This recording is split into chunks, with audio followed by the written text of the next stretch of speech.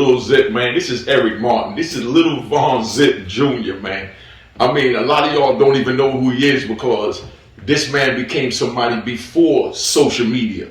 You know what I mean? So all we have is paper archive, which is Kodak pictures. You know what I mean? But this is his son, man. He invited me to come down here. He doing big things with the real estate, with cars. You know, tell him who you are and what you're doing, big bro. Well, finally we got down. I told you to come. You asked you to come. I should say I told you.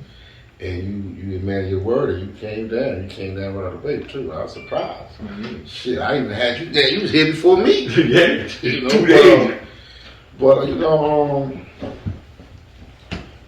I'm just, you know, I got sidetracked. Yeah, no, we good. You know what I mean? Yo, check, right? So that's what I'm saying. This is my man, but we had so much fun in the last 2 days that his mind is all boggled right now. No sleep. You know? And we still got to go out tonight, and I still ain't getting up but 2 hours a day. You know what I mean? So, but anyway, so, you know, where I'm at is, you know, I remember back in the day going up to your sister Elise's Jamaican food restaurant. You know what I mean? Yo, MC 147. Yeah, exactly. Your father. 147, 148. Exactly, because we used to go to the Hot Pot. They had a joint called the Hot Pot, you know, over there about 45th. We used to go there, so your father came down there because he know all I eat is Jamaican food. Anytime we come, we stand up, eat one little tin plate. I mean, every day. I didn't go to restaurants. I didn't do none of that. I wasn't into none of that. I'm not going to get no faking. If a girl wanted to go and I felt like going, I went. But that wasn't my priority. My priority was eating that Jamaican food. And I'm always in the mix hustling. I'm sticking, moving, ain't got time to sit still. You know, we moving around.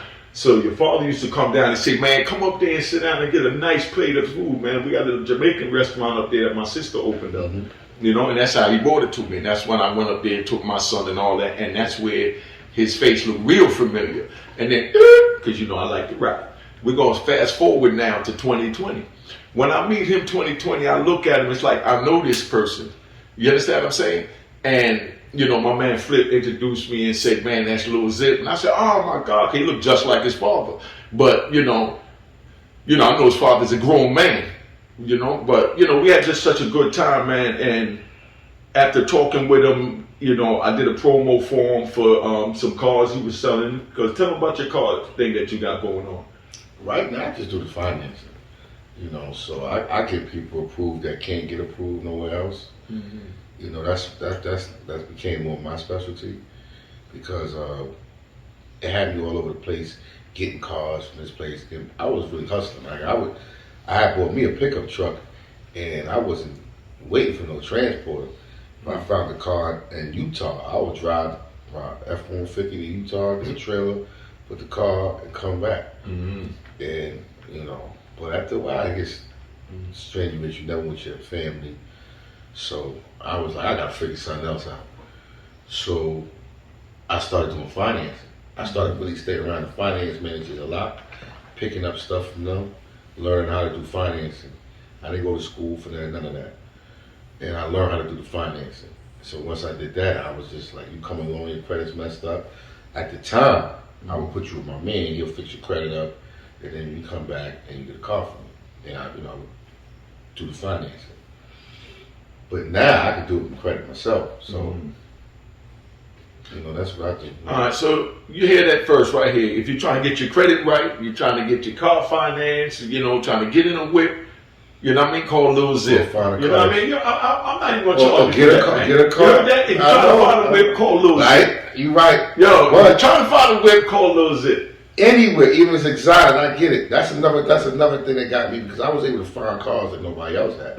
Especially them G-Wagons and during the pandemic, when everybody wanted them G-Wagons. And you'll get somebody with messed up credit correct and get them in there. You heard what he said right here, Unique Mecca Audio, man. Depending on how much money we charge. I mean, if you talking about $200,000-$300,000, that car, you still got to come with some money. No, we know that. I ain't saying you No, I'm putting it out that there now because people, you see this, like, oh, I'm going to go get my credit, I'm going to get that new $250,000 G-Wagon, he got no money there. And I'm sitting there, I can have an 850 credit score, and they still going to say you need to put something a there. lot of money in for something like that. But no, I get you something, especially if it's under 50 and under, it ain't nothing. All right, you know, so you're down here in Atlanta now, so what's going on with the houses? So, like I said, I started with the cars, and that was going, see, the cars to me is like,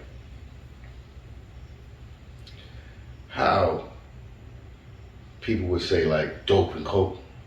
So like this is like fast every day, and then the houses is like long term.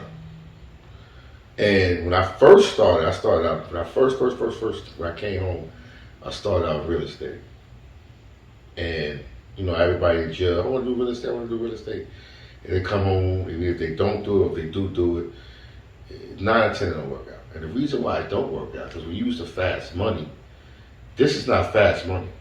If you buy a house today and say you fix it up, it might take 3 to a year to fix this house, 3 months to a year. Mm-hmm.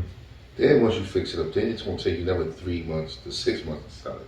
So you at least bare minimum in it for 6 months with no return. You know, how do you survive? How do you feed your family? Unless you have a lot of money, you have connects, you have this and you have that. But that comes with time. So that's what happened when I started doing that.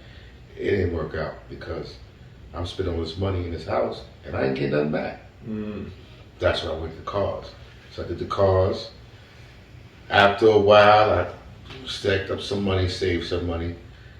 Then I met my partner. He's not here today, but my guy, my man Will, and my man Black. You know, shout out to my man Black, my man Darius. Yeah, that's my guy.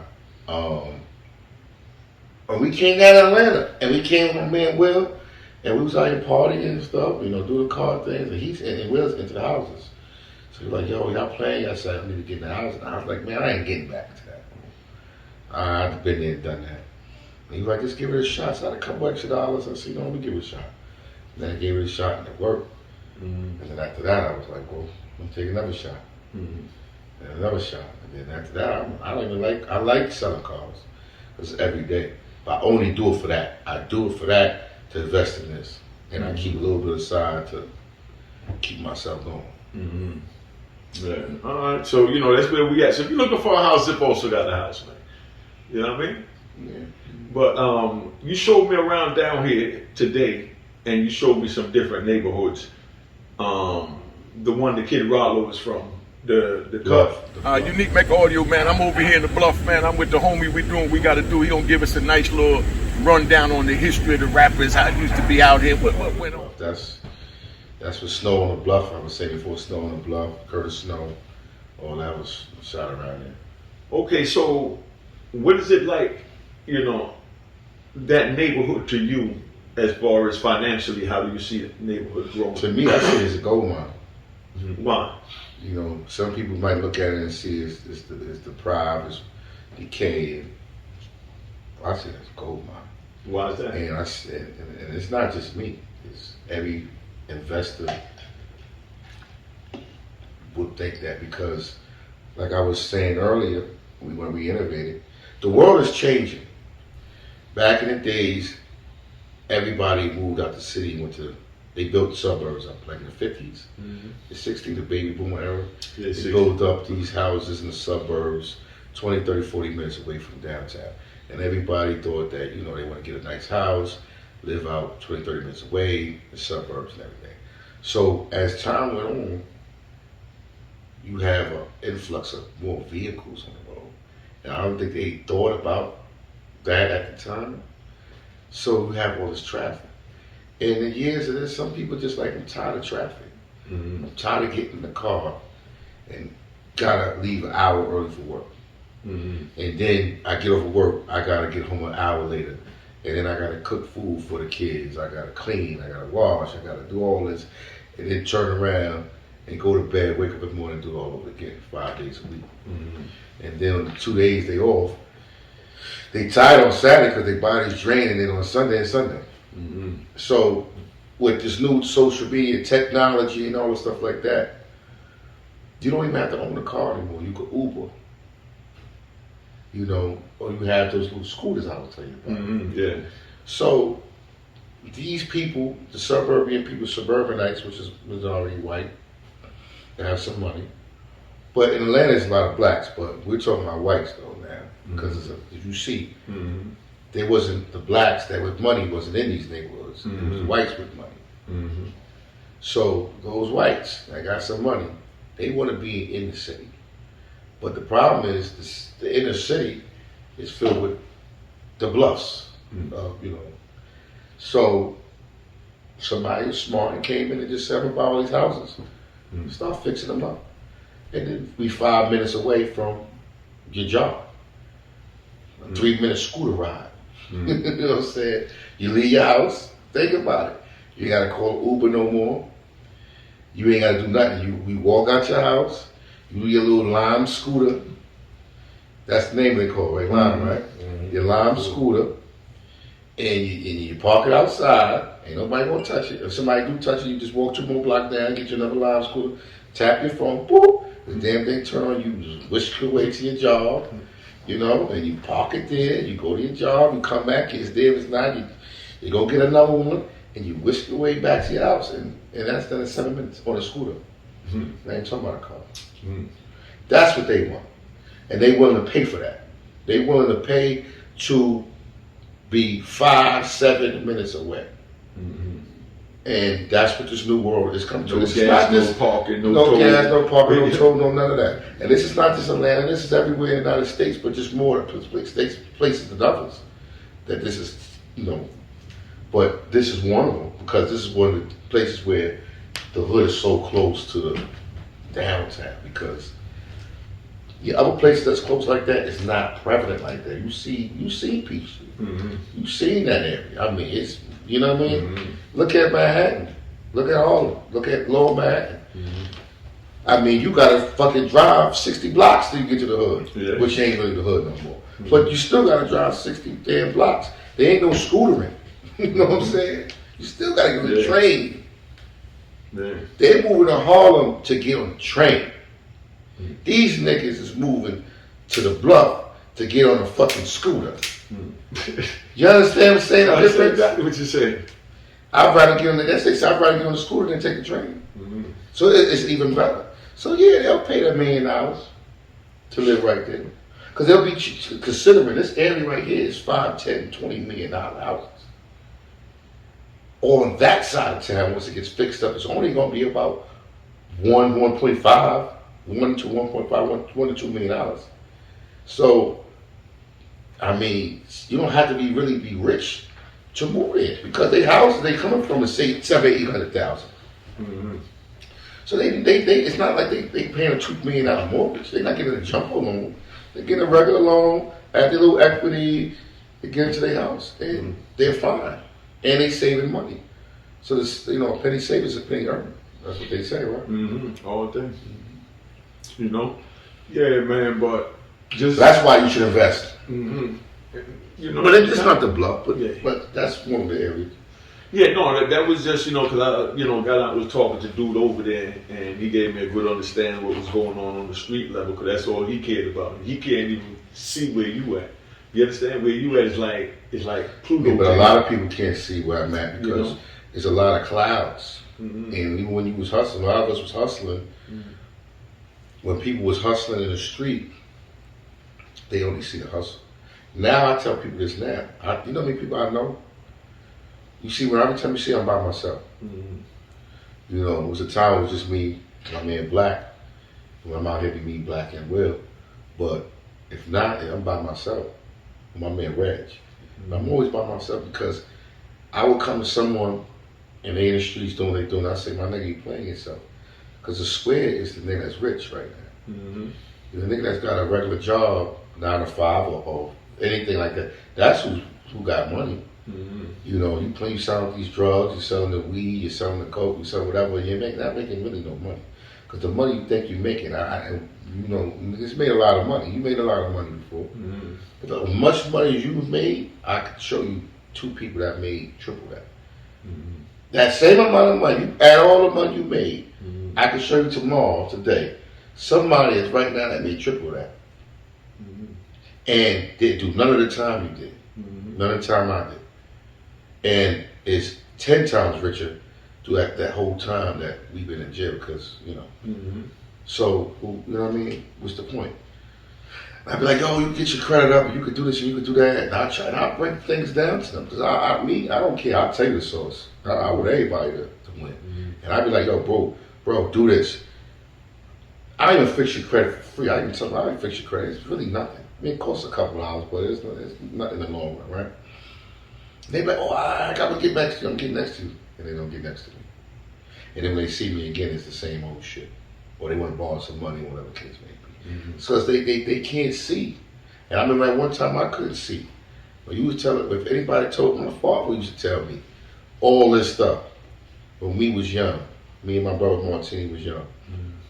I couldn't, you know, it just was going in one out the other. Now it stayed in your head though, that's how it is. It stayed in your head. Stayed, but then it had to blossom with your growth when you was ready to slow down and, you know, grow into a man. Because, you know, we young, we just trying to get a rep, man. You know, that's all it is. You want the girls to know us, you want Nazos, we want the fly Swifts, we want the newest Jordans. You know what I mean? I mean, that's what we live for. Right. You know what I mean? That's what it's Those about. cars. Yeah, you know what I mean? But then, you know, when you get older, then you know that, you know, you need a foundation. You know, you need somebody to lay your head, you know, that you own, you know, because for real, you nothing in America if you don't have a mailbox. You know what I mean? If you ain't got a mailbox in America, if you ain't got an address in America, you're nothing in America. You know, and that's bottom line. No matter what color you are, what age you are, what gender you are, you don't have a mailbox, you nothing. That means you just renting your way through life. That means every dollar you get, you paying somebody else to breathe for you to stay alive. You understand what I'm saying? If you don't own a mailbox. You know what I mean? Because now if you die, you have nothing to turn around and say, let me give my child this. You understand? It ain't got to be a whole lot. You know what I mean? It's just enough to give him that incentive to know what he's supposed to do. Yeah, my daddy left me this house. My mama left me this house. So that they know now that they got to have something to leave their kid. And even if their intentions will be good to do it, but their actions will be terrible. Like they're going to lose the house and everything. You know what I mean? But they're always going to say, man, yeah, I'm going to make sure I leave you this house. But the whole time they ain't paying bills, they ain't doing nothing. But they learned that they're supposed to do that, even though they're not doing that. Just from the granddaddy leaving the house. So he left a legacy by teaching the child that. So even though it might miss that child that he left it to, then her child might get it by knowing that mommy really intended to give me that. When he grew up, he understand that mommy intended to give me that house. You know what I mean? But times it's hard, mommy screwed up. You know what I mean? And dropped the ball. But I'm going to get something back, you know what I mean, to give y'all. You know what I mean? Because my mama lost what was supposed to be given to me that my granddaddy gave it to him for. We talk some deep stuff. And I know you know exactly where I am. We talking about that legacy. Well, that's like the Sugar Hill legacy. Let's take Sugar Hill. You know what I mean? Joey Robinson come up out of New York, you know what I mean? Doing his thing, getting a little music thing from back in the 70s. And, you know, he blow up where they made the first rap record, all these millions of dollars, And now, you know, they're all gone. And the grandkids is eating off of it now. You understand what I'm saying? The grandkids don't have to worry about nothing because the grandfather. But the majority of us don't have that. No, but I'm saying that's what we're supposed to work for. That's what but a lot of people back then ain't know. No, that's why we're telling them now. Unique Mecca Audio. That's the purpose of it. That's what I'm working on right now. Like, God forbid, whenever I die, hopefully and soon, that my kids have something. Exactly. That's what it's all about. And hopefully, the motherfuckers can keep it going. Yeah. And that's the problem, because we have it like these white people, and I don't mean to say white like derogatory, but they have all the sauce and they pass the sauce down to kids, generation. Exactly. Right? We don't have it. We're starting now to learn it. You look at YouTube and TikTok. 2 years ago, you wasn't seeing a whole bunch of ads. Or 3 years ago about business funding and hard money loans and credit cards, you know, the bank credit card. Every time I turn around, I'm seeing something, right? 3-4 years ago, it wasn't like that. You know, we just went to the convention just now. Yeah. All them young people there is into all that. You ain't see too many older people. They're all into that. That wasn't 2-3 years ago. This generation is changing, but it's still new. So, like my kids, they don't really understand it yet. You know what I'm saying? But I want them to get into it and start it so they can pass it and keep passing it. It's going to take time, just like gentrification. What we're really doing, us, is gentrifying ourselves. Gentrifying our, you know, our background and everything like that. You know, because you look at the bluff, you see the beginning part is nice, and then the rest is toward him. Yeah. Right. We got the video from that. But that's the beginning. It takes time. Even when the area is fully gentrified, you still gonna have some crackheads and dope heads running around because it takes time to get everybody out. It don't happen overnight. It might take them 5 years to get it, 5 to 10 years to get it like that, to where it's like the whole area is just how this area is, right? Still gonna have a crackhead too running around. It might take 20 years, 15 years to have no crack. You see no crack, ain't nothing, there's nothing over there. You know what I'm saying? You see got the state trooper right there. And you see when we came out, they was pointing right there, look at us. Now we rode around in something different. Like he got a Mercedes, we got Benzes, we got Range Rovers. We cool. He came with some beat up joint, he probably pulled you out, what you doing? Because what are you doing over here? I mean, really honest, what are you doing over here? You know what I'm saying? Yeah. That's how they look at it. They might be a landscaper, I don't know, but you know what I'm saying? But it's gonna take time for us to as a whole, I mean us black people as a whole, to start getting that real knowledge and really start passing it. Where it's like the white people just it's just what it is what it is. They know about everything from a child to by the time they 30, they don't even have kids to their 30s, 35. You know how many kids you see? I see they be like 20 years old, the parents 70. You know what I'm saying? 60. You see it, right? Yeah. Now you look at us. You're 35, you're 20. You know what I'm saying? And that's serious. I know people like that. You're 35, you're 20, your son 20. He going to the club with you. You know what I'm saying? And that's what we got to start breaking that. And if not, at least start teaching something. Yeah, but first we got to give the elders, like the parents, they got to get some wisdom, some knowledge of self, knowledge of, their environment, their economic background, how to even attempt to want to, elevate above it. But there's no schooling. Like I said, what do they have in our hood? What do they have in our urban neighborhoods? Nothing. Exactly. That's the point that I'm making. So here you go. We all came up with nothing and they kept up with nothing. But now as time went on, while I've been gone for the Lord 3 decades, I noticed each generation, they jumped a little bit more in the educational field and then a little bit more in the educational field. And then the technology boomed. So now those that got in the educational field jumped into technology. You know what I mean? And now the youth is seeing that's where the money's at. There's no more physical labor. They're going to do away with physical labor in America. You know what I mean? They're going to do away with physical labor. Everything is going to be done on the computer. Every goddamn thing is going to be done on the computer. I came home to see this. It's not hard for me to see because I missed 30 years where everybody took it for granted and they think it's hard to do this stuff. All this stuff is already done. They're just waiting to get patents and when they're going to drop it. You know what I mean? Like how iPhone will push to 14, you know what I mean? And, let that rock for about 8 months. Everybody wanted 14 Pro Max, run, go get it. And then 7 months later, they come up with the 15 Pro Max. But they had the 15 ready from then. But they got their run. It's like putting out an album and letting the song run its course. That's how business is going on too. You know what I mean? As far as, with technology. Because everything from the camera to the phone, come on, everybody has a phone in their hand. We all connected to everybody.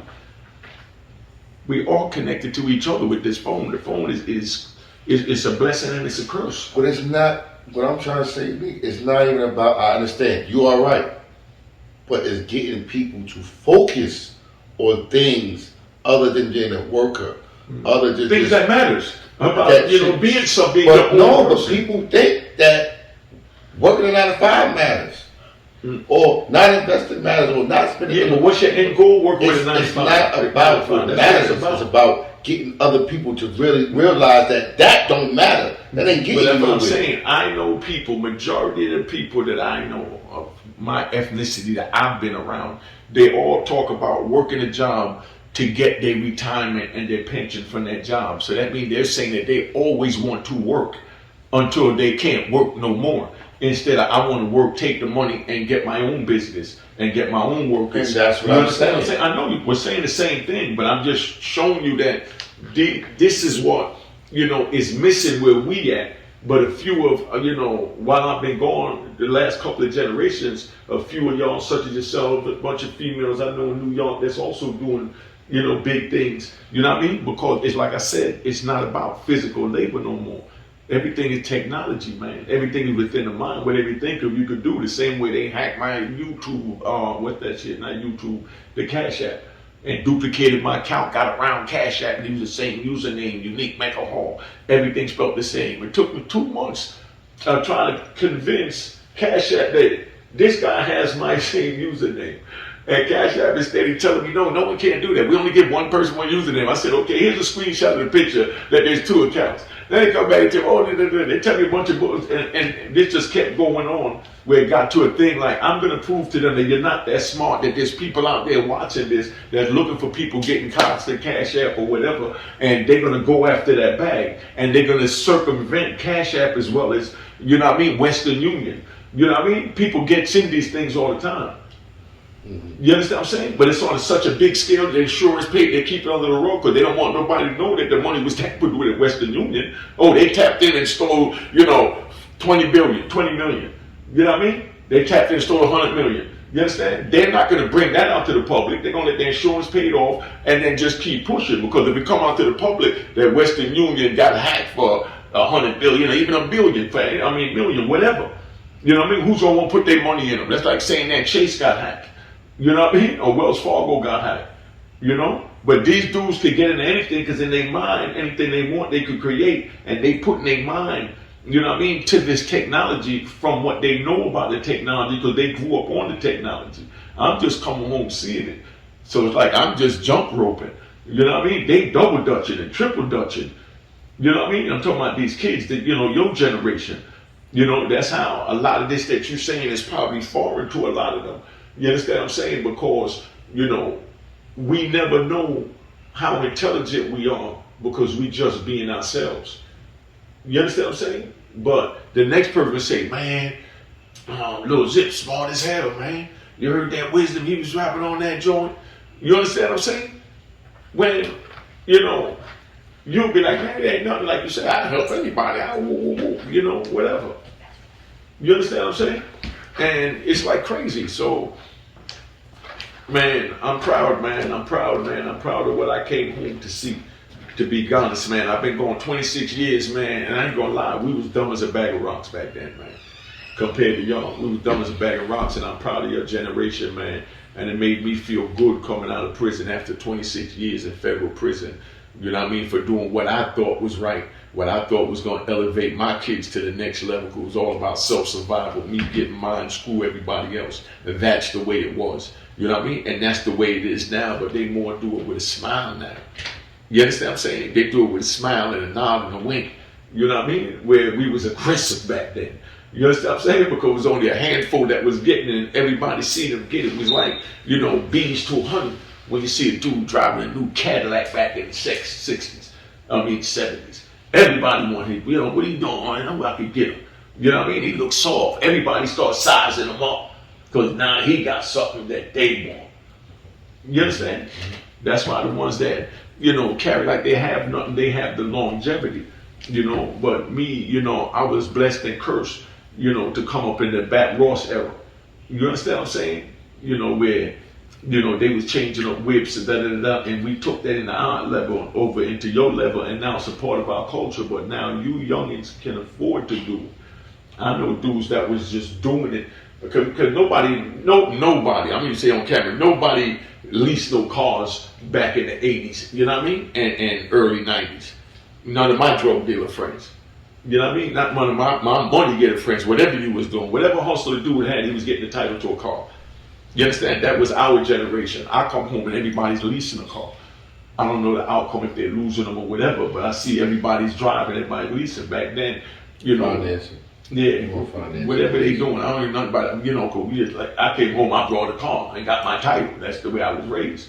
And I bought a car that my money could afford. You know what I mean? When I could have took that money that my money could afford and leased, or what they say, finance, you know what I mean? A big Bentley or a big Mercedes Benz, or, you know what I mean? But now I bought what my money could afford because I want that title. So if anything happened, I can sell that. Not if anything happened, I got to pay it off then to wait to get it, see what they give me and get a check from them. No, I want to be in control of my car. I want to be in control of my money. Anything I spend my money on, I want to be in full control of. So I want the title to say, hey, take this title, give me this cash. Now let me go to the bank, tell them I want to do this. No, I don't need to ask the bank. And that's what it's about, getting your independence. You know what I mean? Getting your independence in life. And like I said, I come from a different era, but we all the same. It's just like I said, this generation here just smooth with it, man. We was just, You know, like a bull in a china shop in so many words, meaning, you know, all the senseless killing, robbing, and, you know, stealing that we did amongst ourselves. And then, like, to see it now coming over to these youngins in Chicago, you know what I mean, killing each other. What do you think about that? Let me hear that from a young person's point of view.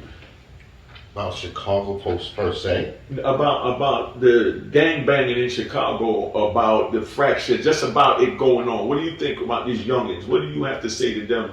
Because I know you was at that stage, because you was a wild one growing up too. I just can't talk about just Chicago because it's everywhere. No, but call it everywhere. Call it whatever title you want, but talk to I it. think it's crazy. I think it's stupid. I don't know if because I'm getting older, and maybe because I'm older. But I know when I was young, when we was beefing and we was shooting, it was about some money. I was still come from an era, which come from your era, that when we was beefing and shooting and killing, it was about money. Period. Probably some bitches too. Yeah, but that's those suckers. But I love it though, niggas, man. It was a handful they of probably them. started somewhere from that. They not even beefing over bitches. They just beefing. I don't even know. They're just beefing. You know what I'm saying? I don't even know. It's not about money, because none of them got no money. They got no money. They ain't trying to get no money. They don't want no money. So it ain't about no money. And it ain't about no females. They're just beefing, and I don't know. It's the drill rap, especially in New York. I don't know. I guess I don't really know.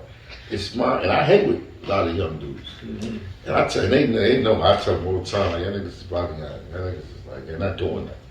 Do something. We can do this, do that, do that. And you don't want to do nothing.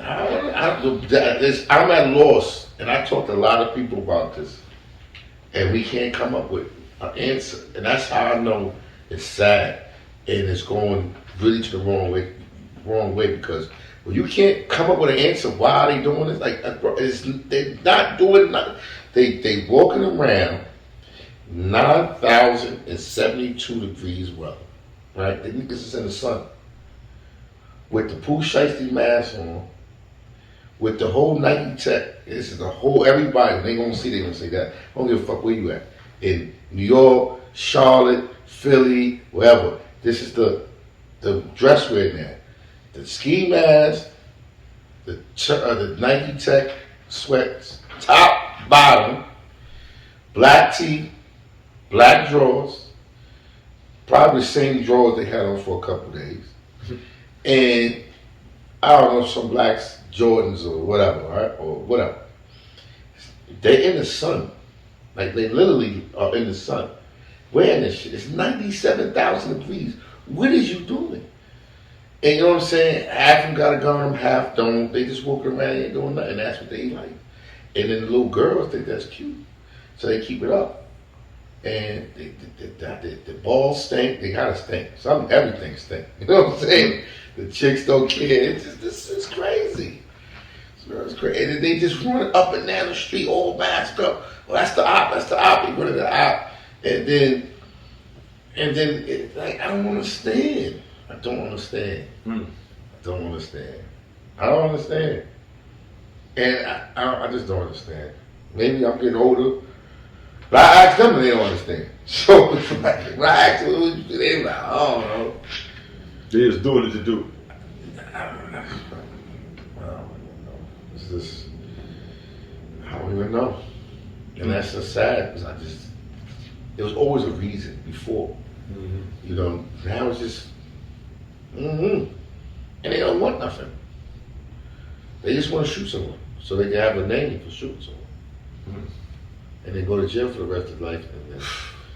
And that's when they get 20 years and 10 years and they went, oh, this is stupid. But by the time it's too late, it's really, I don't know what the hell's going on. Man, it hit a dead spot in my bid where the beginning was like, man, it ain't nothing I'm doing me. I'm still hustling, getting drugs in, selling. I'm on the street for about maybe first.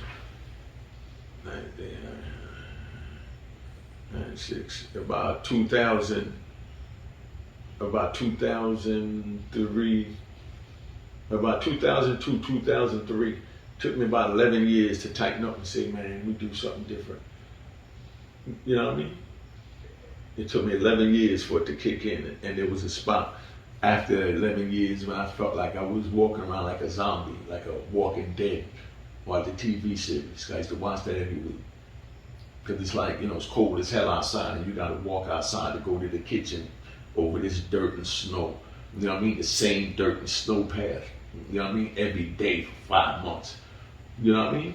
Mm-hmm. Every day where it just started, and in summertime when the dirt turned red and you walking through it and so many people walking because they hungry and they walking fast, there's the dust kicking up.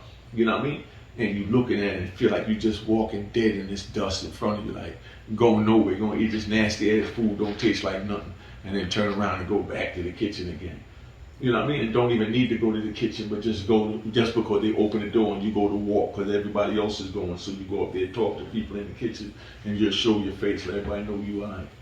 You know what I mean? And but like I say that to say that it was a real dead spot, man, that I'll never forget. That still every once in a while creep in my mind how lonely and depressing it was in there. You know what I mean? Everybody walking like cows to go get this nasty ass slop that they literally taking with a shovel and slopping it on the tray and every time they open the door.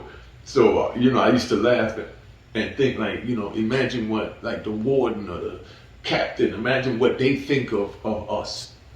Like human cows. cattle. You know what I mean? Human cattle. Yeah, but it's sad, man. It's sad, but I'm glad, I'm proud that you got yourself together and just them hearing your success story because I took a tour of the mansion and all that. I loved it. I'm definitely gonna do that, blend that in so they can see all that, man. The joint is fire, 10 bedroom. Tell them about the house, man. Take 10 minutes to walk from one end of the house to the other. Well, we got this. So this is me and my partner's house, Mm-hmm. not just mine. Mm-hmm. So I have 4 partners. Mm-hmm. My man Will, Mm-hmm. my man which is his me, and Black Darius. So and Will came like, we gotta get this crib. Because there's no, like I said, there's no black people here. This is like one of the areas where, the governor living down the block, where they'll pay. If the neighbors know this is going for foreclosure or something, they'll get together and buy this house. You know what I'm saying? Before they let so they control who get in it. Yeah, before they let me and you get it. They would just buy this house. You gotta think about it. $2 million. All these houses, $2 million. They could take equity from their mortgage. They might spend nothing. 6 of these, 7 of these houses, say $500,000. You got the house. You know what I'm saying? And then sell it, they get their money back. That's nothing. Which might be something to us or some other people. It's nothing to them. They can literally call their bank and say, hey, I can take $700,000 out real quick. Say it's about $700,000. Give it to Julie or whoever. Yeah, we will get the house. We'll just let it sit there and keep it up. And when somebody do buy that they like or whatever, sell it to them. They bring their little gifts over and their little pate. You know what I'm saying? Everything. But not us. So we snuck in here. So the guy, our owners is a lawyer, big time lawyer. He got caught in some stuff. This house didn't look nothing like this. I mean, I'm gonna show you the pictures. Nothing like it.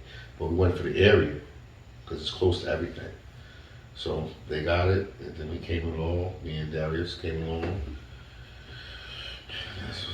Power move. Bottom line, I want him to say, man, 10 bathrooms and 10 bedrooms, man. So everybody 10 can take their bathrooms, shit at the same damn 10,000 time. square feet, 10 bedrooms, 10 baths. Maybe 9.5 baths, but same thing. Pool. 2 Movie decks. theater, 2 decks, movie theater. The joint was fire, man. Like I said, I'm gonna show you all the videos so you see what it is. It was definitely hitting on something, nice tour, man. It's compact. Yeah. So you see, like, this can't be 10,000 square feet, but it's upstairs and downstairs. You know what I'm saying? And the basement. Yeah, upstairs, on 3 levels. Yeah. Because we have another house that's 13,000 square feet. That's my Rick Ross house. I'll tell you about. I don't know if we have time to go up to the mall or whatever before we leave, but we're in the talks of closing. It's village next door to Rick Ross house. Like I was telling him, Rick Ross lives on 385 acres, 384 acres. So next door is not like You see my next door neighbor right Mm-hmm. here. Next door is all the way down there. So yeah, we working on that. That's 13,000 square feet.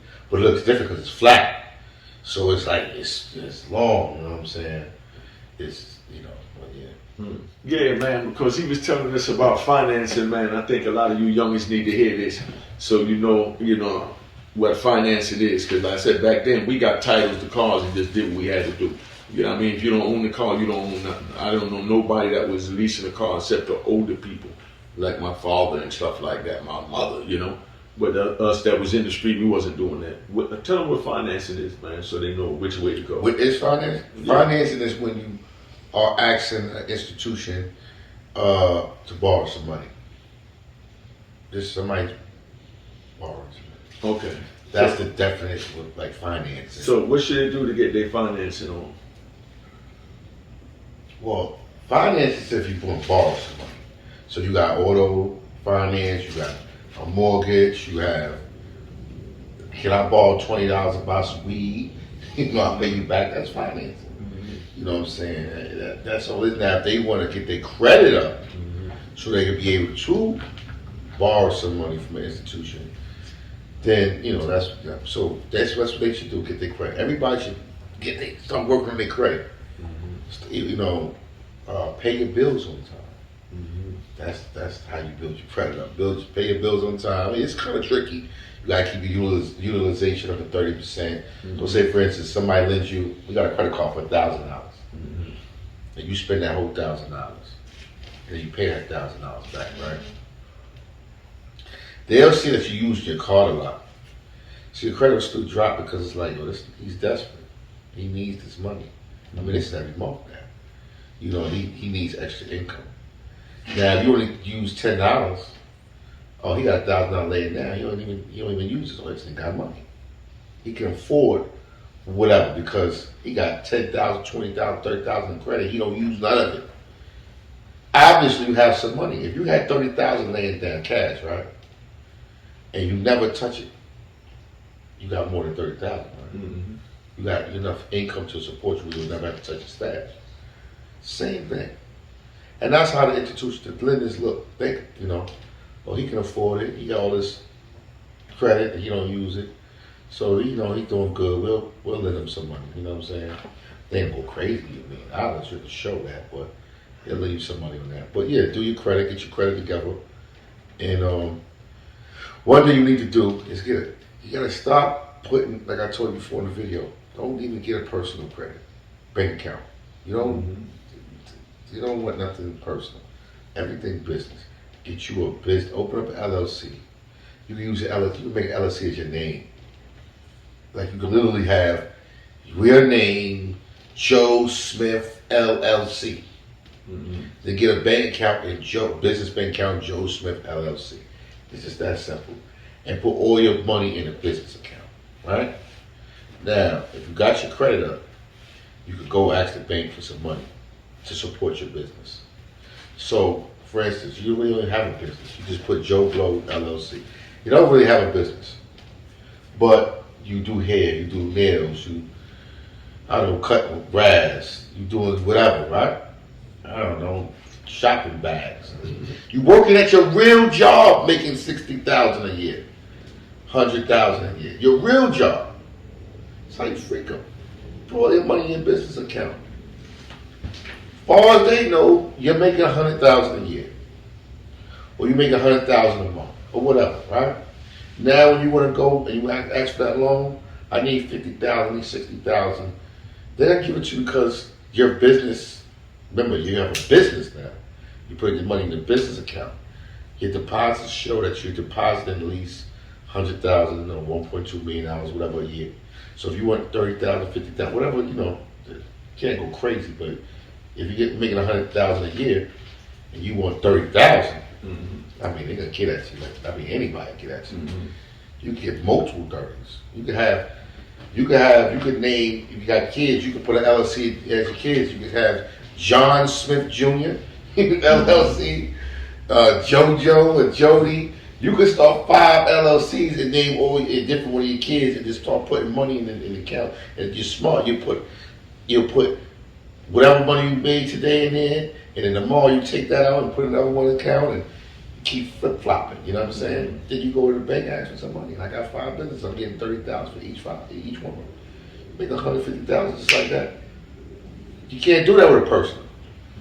You know how much money used to go in my personal account, and I couldn't get a personal loan. I'm talking about money. Money. You know what I'm saying? I couldn't get no loan. Not even 5,000, and I had more, you know, in the county like you. But then you go to flip it, you get a business now. Your business, I make money, and I need more. I need some money. I need you to help me. I would like you to help me to make more money, and you can get your interest. I'm gonna pay you back and give it to you. And then that's you get these houses and stuff, and these, you know, you don't have to even have a mortgage. You have hard money lenders. You know, hard money lender is, for somebody that doesn't know, is someone like you, or like you. I go to you and say, yo, can you give me 10,000 real quick? And you give me 10,000, that's a hard money loan. That's what that is. Now, a mortgage is different. You have to hold the steps and all that other stuff like that for the application and submit it and all that. We were just talking about just now, right? And then they approve you and you have an interest rate. We have an interest rate regardless of you know, but it's just me going to you, not a bank, not a financial institution, a person. Now this company might see how I have 4 partners that own this house. These 4 partners might be hard money lender. Each of us might have $100 million apiece. All together, that's $400 million. We lend out $400 million. It's $300,000 you, $200,000 you. Hard money lender. And the interest rates are higher, and you really don't need credit. You just gotta be smart, and you find these properties, like, okay, this has that much value. If we fix this house up, this house be worth $2 million. But we can get it for $200,000 right now, put $300,000 into it. I'm just saying, hypothetically speaking. Can you give me the $200,000 to buy the house and $300,000? Sometimes they give you everything. The $300,000 to fix it up. So once we do that, we can get $1 million for the house. That's $500,000, 3 and 2. We can get $1 million when we sell it. I'm pitching this to you. Mm-hmm. Sounds good, right? If I give you $500,000, $200 to buy it, $300 to fix it. Once it's fixed, it's instantly worth $1 million because of the neighborhood, whatever. So that means there's a $500,000 profit that you'll make, that you can make. Oh yeah, I want in on that. I'm gonna give you the $500,000, but I need 2%, 2 points. When you close on the house, we sell it for whatever you sell it for. I need 2 points. I need shit. That interest rate is crazy. Like, what's the interest rate? 13% on hard money loan right now? On hard money? Because mortgage is at 7-8%. So it's like 13%. So I'm gonna charge you 13% APR, 15% APR, annual percentage rate. It's a short term, 12 to 18 months. That means 12 to 18 months, I need my $500,000 back. Or I'm taking this house. You know? And I want 2 points. That's $1,000, $2,000 for each $1,000 you sell it for, but profit wise. So I need 50,000. So I need my 50, 60,000 when we close. I need my percentage points from the money, and I want my money back. And that's how they make their money. But they don't care about none of that. They don't care about all that other stuff. You know what I'm saying? So, you know, it's just so many ways you can just make money legally once you get into the financial world. That's what's up. So now, we done gave them some different options and different directions to go as far as to do something other than getting on the street, violating the law and all that. So, you know. Where you at there, son? Yeah, all right. So tell us, where should we really invest, you know, our money? Real estate. You get more money in real estate than you do in a bank. The bank gives you, what, 0.01%? The most with 2%, not even 2%, 0.25%. Mm-hmm. You don't make no money in that. Even if you have $10 billion, you're not making no money. You know, and if you have $10 billion, you can't live off the. I mean, most people that have $10 billion can't live off the interest. They do too much. It's not like back in the days when you had those higher CD accounts and stuff like that. So even if you make 10, 12%, 15% return on your money off of real estate, It's more than the bank. I mean, people buy houses all day, flip them up and sell them just to make 10%, 12% off their money, because it's better than going to a bank. But like far as real estate, the states, like I said, the states that I think you should invest in is Texas, Houston, and Dallas. Lord have mercy. And the surrounding areas, Atlanta. If you don't have that much money, if you got a lot of money, then you go to LA and New York. I mean, especially New York. But you need millions. You need some money. You need like jumbo loans. And jumbo loans are 20-30% down. Ain't nobody got 20%, 30 down. 2 million, which is 400,000, 500,000. I mean, if you got 500,000 laying around, then yeah, go ahead and do it. But if you got 500,000 laying around, I'll tell you, I have to buy a whole house, fix it up, and sell it in Atlanta, in the West End, Oakland City, where we was riding around on East Point, buy the house, buy another house in the back, rent them both out, refinance, get a mortgage, get your money back. So a lot of things, if you got cash, you can buy something, fix it up, refi, even though you never got a loan, it's called cash out refi. They're gonna give you the money. So they're gonna give you 65 to 90% what that value of the house is worth.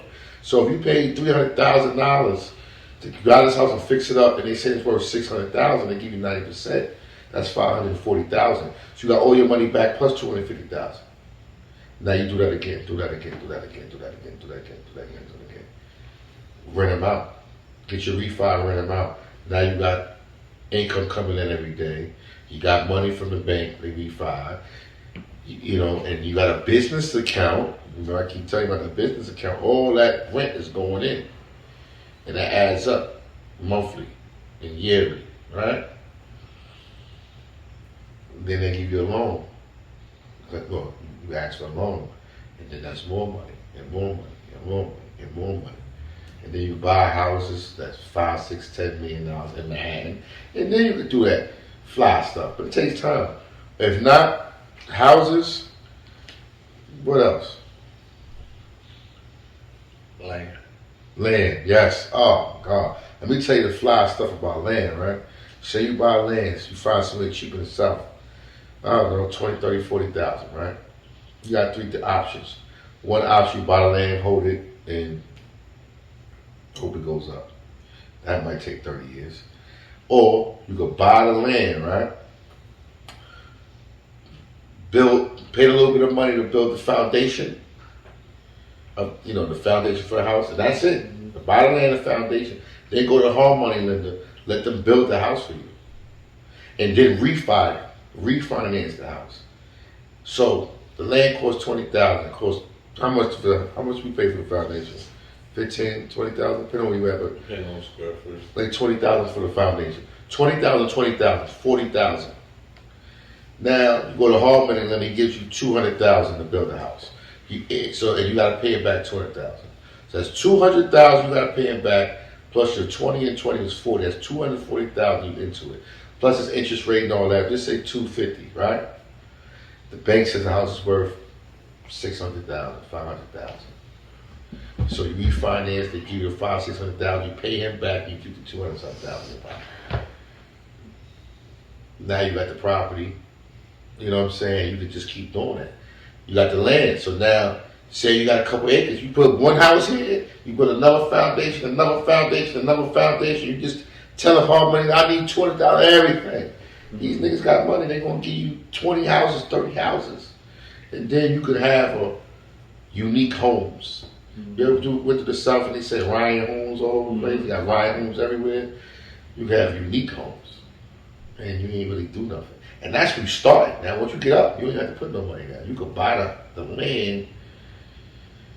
You could buy the land with no money. You could just go to him. That's when it starts getting more tricky. You know what I'm saying? But there's ways to do a lot of stuff with no money. Or you could buy the land and tell him to put the foundation in. He'll be a partner. He ain't got to put no money up. He got his own 20,000. Tell that nigga be 50. I give you 50,000 for the shit.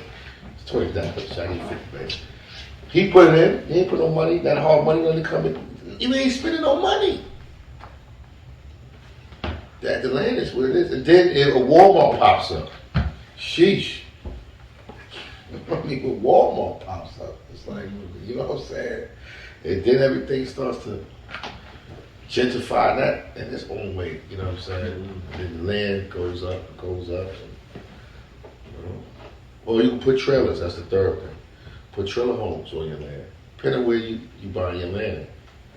Double wides, triple wides, single, and that'll make a lot of money. And that's nothing to do with trailer. Oh, no. This is new. Well, it's somewhat new. The containers. All the shipping containers, you could buy them for cheap. The old used ones, and refurbish it and make a house out of that. And they don't cost nothing. Shipping containers for how much is they? Oh, like $5,000-6,000 right now? Cheap on that? Like, how much, like 2,000? A 35 for a long, big one. For the 40 foot, right? Yeah, you get your 40 foot for about 3,000, 4,000. We used to have about 4 of them. 4 of them will make a nice house. Stack them, and you know, because you stack them 2 together, 1 across. Then you can make a design, maybe 5 or 6. It's like 1,300 square feet. So you need like 6 of them, right? Maybe one glass and he's wanting to fill it up. It's like 370 square feet each. Yeah, so 2,000 square foot house, which is a Yeah, like decent 5 size. to 8, depending on the Yeah, design. like 5 or 6. I've seen some small ones on the YouTube, like 4. That's 15,000, 20,000 for the containers. Sit them shits down. You don't need no foundation. You sit them shits the fuck down. I mean, you might drill them in a little, but you sit them shits down, and you do how you do this house. You motherfucking put the little motherfucking 2x4s in there, the little installation and sheetrock. You cut them up, you gotta cut them, you know. But that ain't nothing to cut. Anybody that know how to do welding can cut some shit. Cut them open. You do shoot the sheetrock, put through the floors. Same thing. Now you do the floors in the house. Put the floor down, and then on the outside you could put the panels. You don't even know that it's a damn container. You know, so I mean, you could. It's a fly joint. You Google them. There's a fly container homes. You know, and you get a lot of money for them. And then, of course, you not. And these refurbished. These are the containers that people throw away. I mean, some places you go, you just take a whole bunch of them. This ain't the new ones that they ship these stuff with. These are shits that's laying down, rusted, rotting somewhere. There's a lot of ways to make money. You just gotta want to make some money legally. You know, you just gotta say, I'm just tired of it. If you sit back and just think, I can't go to jail no more. I don't want to do nothing illegal. And that's just that. I'm not doing it. I'm just not doing it. I don't give a fuck what it is. There's no option C or D where it involves me going to jail. Once you get that out of it, then you're going to start seeing different options that'll have to bring you to that. You know what I'm saying? And that's where I'm at right now. You can't talk to me about nothing. If it ain't about cars or real estate or, I don't know, something, make some money, crypto or something. I'm not too good in crypto, so I can't talk to you about that, but if somebody know anything about crypto, want me to invest, really help me invest. Come on the show if you know something about crypto. I put 2, 3, 4, 5, 6,000 to the side, if you know what I mean, but I ain't going crazy. I lost a lot. I don't want to talk about that right now. All right, so tell me about the generational wealth. Man. Generational wealth, you know, you have to. Everybody's talking about generational wealth, but they don't know how to do it, or they don't know what to do. You have to get like you have to get a trust fund. And everybody say it. And I tell you, what you see on TikTok and all these kids are talking about, they really tell the truth. Get a trust fund, get a holding company, get LLCs, and the LLC and the holding company holds all your assets that's in LLCs, like we talked about earlier. You got 5 kids, you just named each one of your business after your kids, right? Their first, last name. Now you want to get a holding company that holds all the assets of those LLCs and a trust. So, you know, I don't know if you watch Power, and you know how Malik in Power Book 2, he has a trust fund, and all these white people that have trust funds, not white people, but you know, people that are smart that have trust funds. That's what you leave your kids. I have 15 businesses or 30 businesses or 5 businesses, and 1 or 2 out of 5 owns 100 houses, they add up the value of those 100 houses. And whatever the value of those 100 houses, that's how much, plus whatever stuff you have, that's how much your trust fund is worth. That's the asset you have. You know how Kanye West was worth $9 billion at one time? Mm-hmm. Well, he only had $300 million in his account. Mm-hmm. People don't understand. They see $9 billion and they think he has $9 billion. The man don't have $9 billion in his bathroom. He don't have $9 billion in one bank. They don't have $9 billion in one bank. He has in the Bank of America or whatever, but it's the corporate. You know what I'm saying? He couldn't even call them and be like, "Yo, I want my $9 billion." They're not gonna give it to him. Like they're just not, because you're gonna bankrupt us. I'm not giving it, sir. I'm not giving it to you. You know me, I'm not giving it to you. You know what I'm saying? Because it's too much. It's not $900. It's $9 billion. We're not giving. He's not. Kanye, Mr. West, chill, relax. You want us to give you a free $1 million, $2 million, we'll just send you a check for $1 million, $2 million. We're not giving you $9 billion. You know what I'm saying? Though that, you know, you can leave your kids, your business and everything, because everything, when your trust fund goes straight to them. And all the assets and everything. So back to what I was saying. You can have $100 million, $9 billion in asset, but don't have $9 billion liquid. Michael Jackson had $500 million. Asset, he had a dime to his name when he died. Mm-hmm. Liquid cash. He had $500 million of asset, which he could always borrow against. That's what's so good at having a trust fund, you know, because you can always borrow against your trust fund. Mm-hmm. I have 30 houses. That's how he wound up going bankrupt. But Malik in the movie, what's his name? Tariq? Oh, he didn't do it on purpose, but it was like a Ponzi scheme. He trust fund, But you can have 30 houses. Saying how he borrowed on it, you know what I mean? He used that. He didn't do it though. Remember, they did it on illegally. He didn't know. He just had it in the bank in the trust fund, and they. Oh, I thought he told them to do something with it. No, man. That's why he called it a Ponzi scheme. He left the shit in the bank, and took the money and did all that shit. No, but he invested his money with his friend's brother's company, and then the brother did that.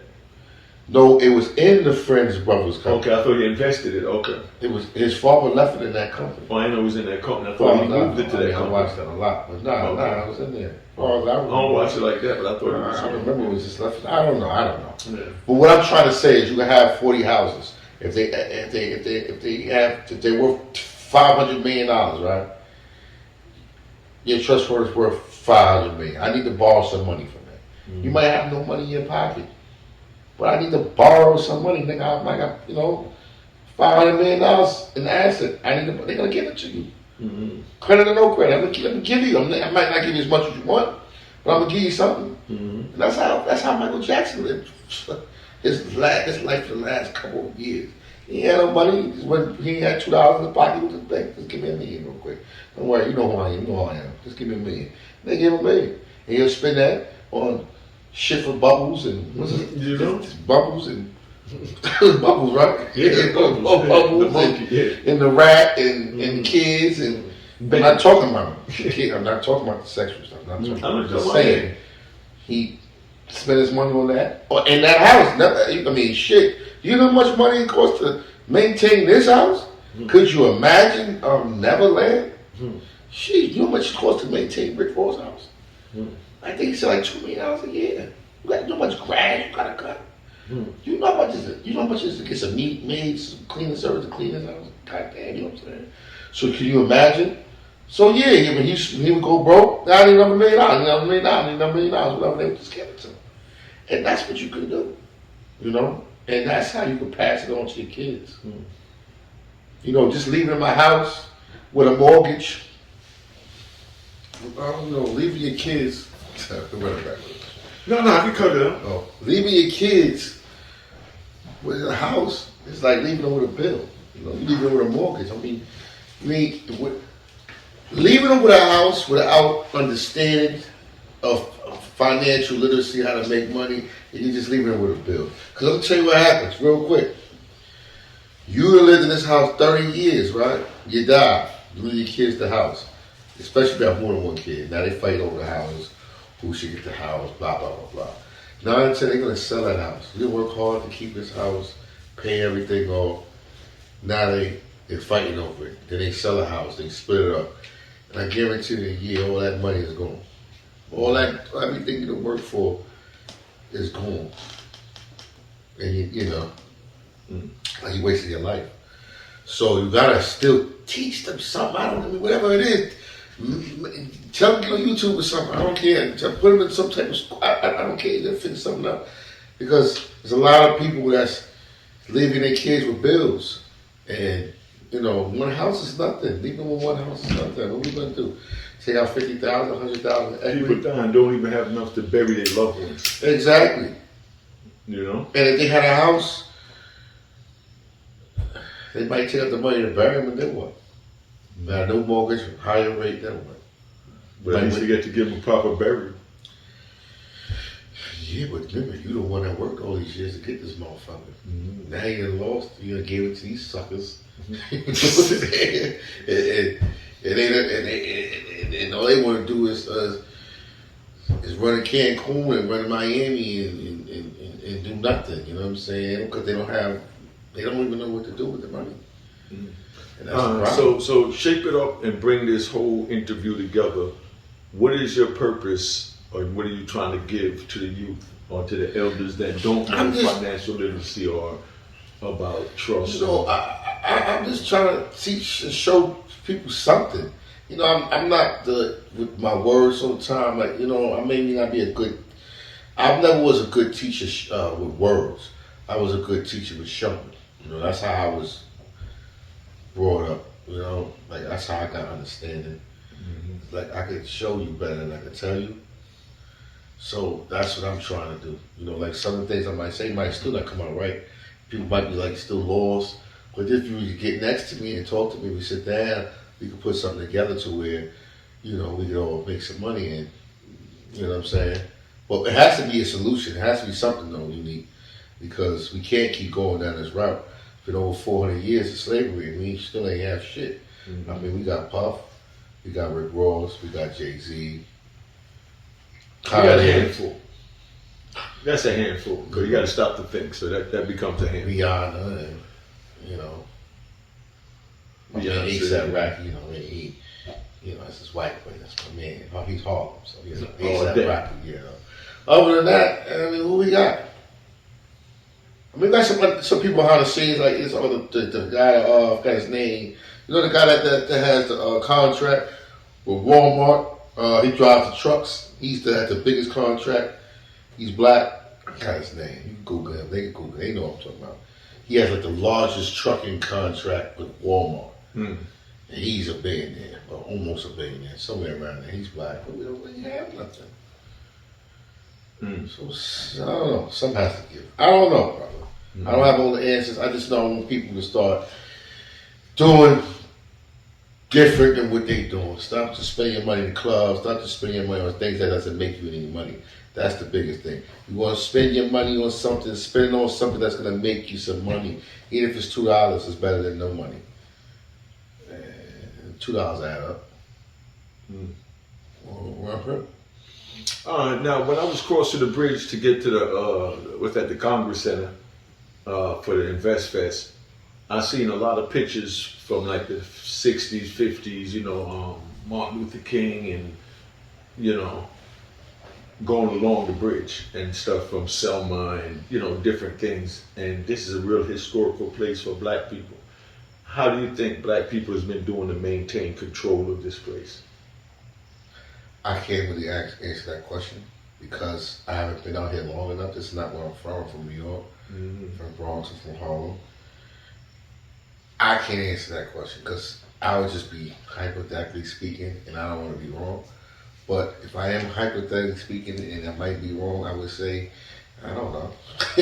I still don't know. I mean, there's a lot of black people that have money in Atlanta. A lot of black people that have some money and is doing something. So, I mean, they're doing better than a lot of other places. There's not too many places like Atlanta in the United States as far as black people. I mean, we don't have, you know, Black Wall Street anymore. You know, they destroyed that years ago.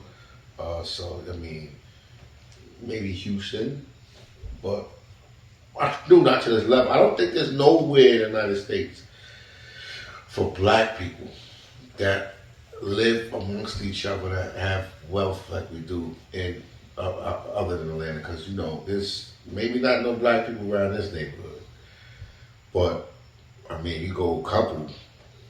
What is it? Half a mile away. There's some black people, and there's a lot of black people. Then you go over there, then you go to our suburbs. There's a lot of black people, and all these stores that you go to is black owned. All the restaurants, all that's black. Where do you see that at? Even in Harlem, you don't see it like that. And if you do, there's a couple. You got Legends. You got the Row Harlem Al. You got the Rock. You got my aunt's by Elise. Easy Waffles. We got places, but it's not like this. I mean, we went to the whole mall and it's done. It's just different. It's just different. Mm-hmm. That's why I like it. All right, so where do you want to finish off here? Where do you feel you left off at that you didn't give the people? I don't know. Oh, part 2, Africa. Mm-hmm. That's that. My partner over there, he knows. He's sitting on me. He knows I do the African thing. Oh man, I love Africa. So we gotta make Ghana, Nigeria. I'll bring you out there and show you how you should invest in Africa. That is the move. I met one of my subscribers contacted real me. move. Go ahead. One of my subscribers contacted me from Ghana. I got his number. Mm-hmm. Tomorrow when we do the joint, I'm going to call him and try and set it up so he can talk to you. He left from Newark, New Jersey to go to Ghana to build houses over in Ghana. I go to Ghana all the time. No, I'm just saying that one of my subscribers that I met is what's ironic. He packed up and moved. I never thought I would come out of prison after 26 years and meet a young black man like 23 years old that pack up and move to Ghana. I want to do that every day. You know what I mean? He knows. Like you said, you heard what you said, you want to do that. I said, I met someone that done that. Right, and I might be too, because I really feel go right now, really. But that's a blessing to be able to see our youth. But I'm gonna tell you why he trying to drive and going all the way back home. I'm gonna tell you why he did to build that. Because the people are beautiful. The people are beautiful out there. And I don't mean just looks wise, they're beautiful. They really like us, love us. Like they say, oh, African, they don't like. No, the Africans here might not like us because when they get here, they see that we lazy in their eyes, we lazy this and that. But them out there, they don't know all that.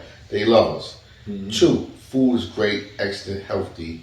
3, it's cheap. The living out there is cheap, and it's not a third world country though. So it's cheap, but you can still. I mean, they driving G-Wagons and Lamborghinis and Ferrari. I mean, they have money out. No, that's what I'm saying. My subscriber that went over there, he sent me pictures back with him and all his friends in Bentleys and over there. I showed you houses. Pictures when I sent you some pictures. That was in Ghana. Yeah, but that's you. But this is a young kid that I don't know from Adam and Eve that contacted me off of YouTube out the free world. So let me contact this black man that just come out of prison and share with him that I'm going over. He bought my book of Ruin Harlem and a t-shirt and he took it over there and, he was real proud to have it, And he tell me that he put all his friends over there in Africa and Ghana onto my book and my channel and, that's... I mean, I'm going to say this real quick, right? We are fighting for equality. We've been fighting for equality for so long in this country. The other day they killed somebody in Florida, 3 people got killed. I heard about that, yeah. And we fight. But you go over there, we don't have, I'm not saying all of Africa, but like Ghana and Nigerians and those type South Africa, you know what I'm saying? Where you could come and just be cool and just relax and chill.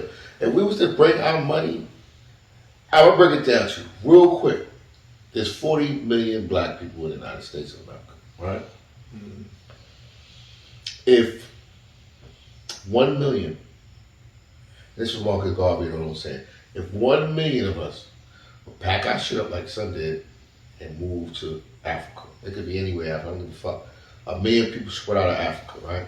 Say all the million people only had 30,000 to their name. They took $30,000 which is how much is 30,000 in America? Nothing, right? Mm-hmm. Took $30,000 and brought it to Africa. Do you know 1 million times $30,000 is $30 trillion? $30 trillion would change the whole GDP of that whole continent of Africa, just for 1 million and 30,000. Now, you got the 30,000, right? You are in Africa, or you in Ghana, I would say, just for instance, with 30,000, right? You change your American money to CDs, right? You would get about 500,000 CDs, right? Roughly, right?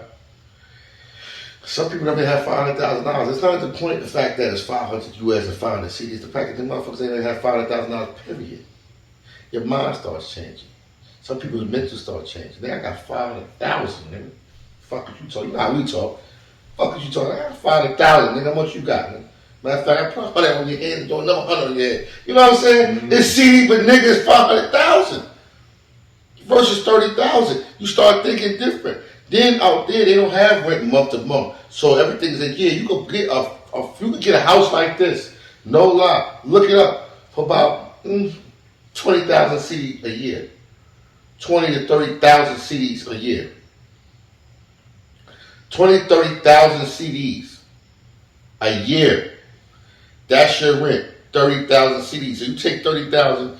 Fuck it, we just say 50,000. We take 50,000 CDs from 500,000. We left with 450,000 CDs, right? But you got this out there for a whole fucking year.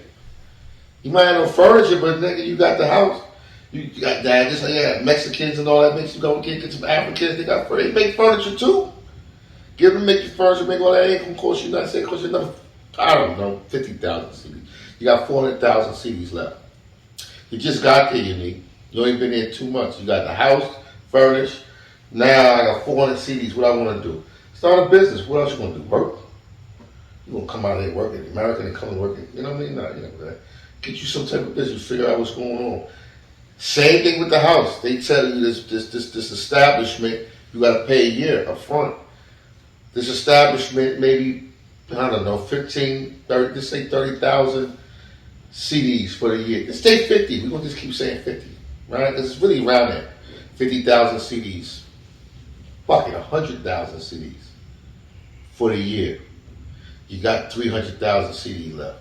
Now you got the spot for the whole year. You go and get some shit to put in your store. If you're doing hair, which is good, you put in tissue. Toilet paper is major out there. What we take for granted out here, toilet paper is major. Get a 99, basically you just get your 99-cent store. Toilet paper, toiletries, all that stuff. There's no money. That's nothing out there. They get their stuff from China. What we think China is selling us as cheap, it's cheaper in Africa.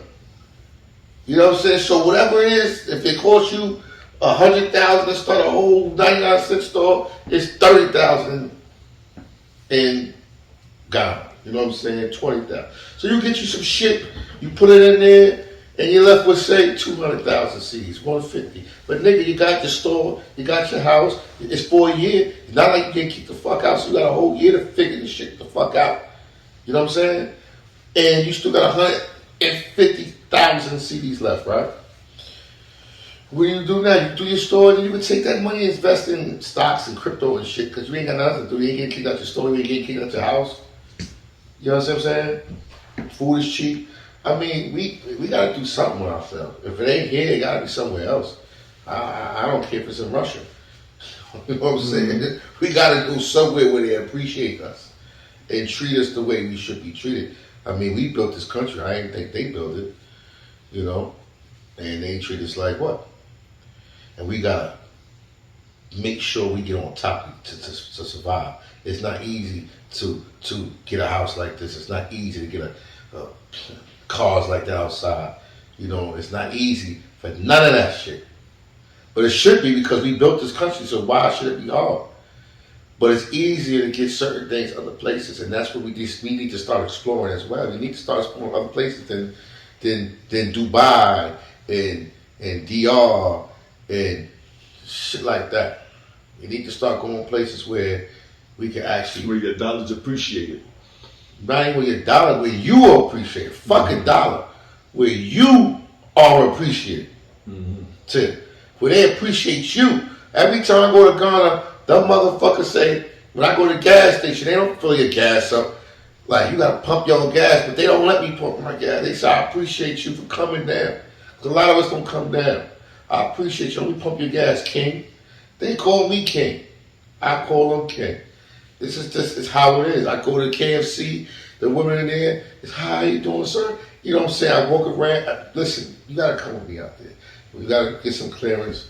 We go out there, we have a ball, and you will love it. You know, every time I go out, that's where I go to get my solitude surrender. If it wasn't for my kids, I would be out. That's really what keeps me as my kids. But they don't want to go. Every time I get mad, I would say, fuck y'all, I'm leaving. I'm fucking around, don't come back, fuck you motherfuckers, and stuff like that. I tell them that. And then, 2 hours later, I'd be like, all right, you know what I mean?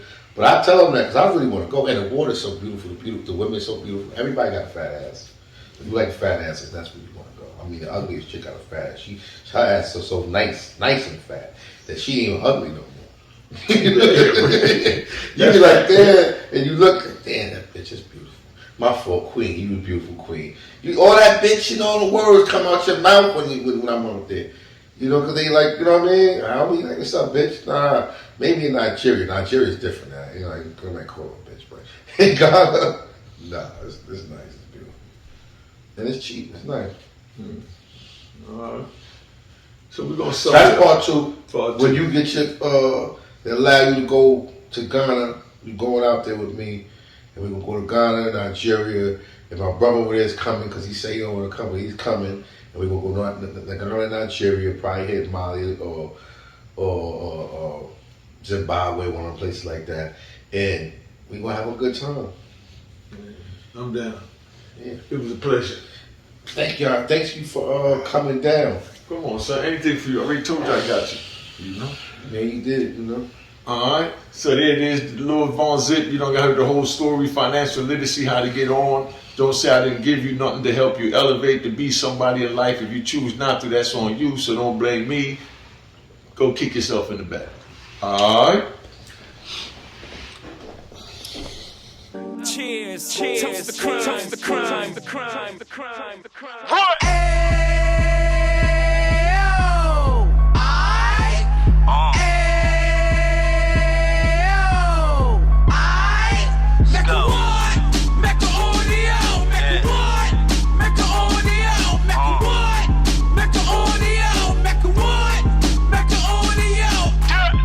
Fresh out the can of 26, he back on the strip, getting back in the mix. What he mentions a gift. You stand up 10 toes down, and I suggest you pay attention to this. Take a little gully posse and put it in Harlem. He cut from the bottom, came up from the bottom. Drop the book, you should go and get it. An Instagram page and a YouTube, you could go and visit. Then you could consider yourself LinkedIn. Sit front row and get Jews from a kingpin. How he went through it, so you ain't gotta go do it. To not pay attention would be stupid. Talking about a man that probably put your grandfather on. Probably the reason that him and your grams got along. A man that generated millions on the block, did his time, never squilling to the cops, Mecca audio.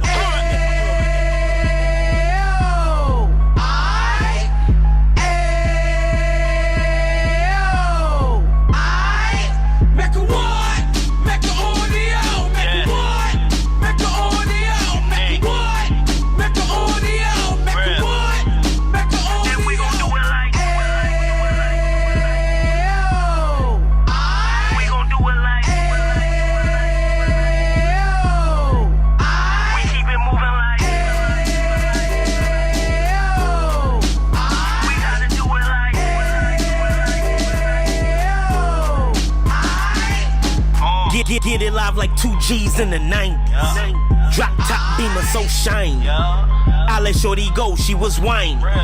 Treat her like my past, she behind me. Spend a couple bands on the Dapper Dan. You be back again, getting green like a Packers fan. No cap, it's a roaring uptown. They be horn uptown, Dominican bust downs. Now we on the positive, you we got a lot to give. Now you trying to stop the kids from being inoperative. So take heed, homie, lend a ear. He started in uptown, he gon' finish dead. But now it ain't about selling drugs, buying cars. It's about buying property to make the community ours. So we can give back to the youth them. Cause they the truth them. And bless up to all the root men.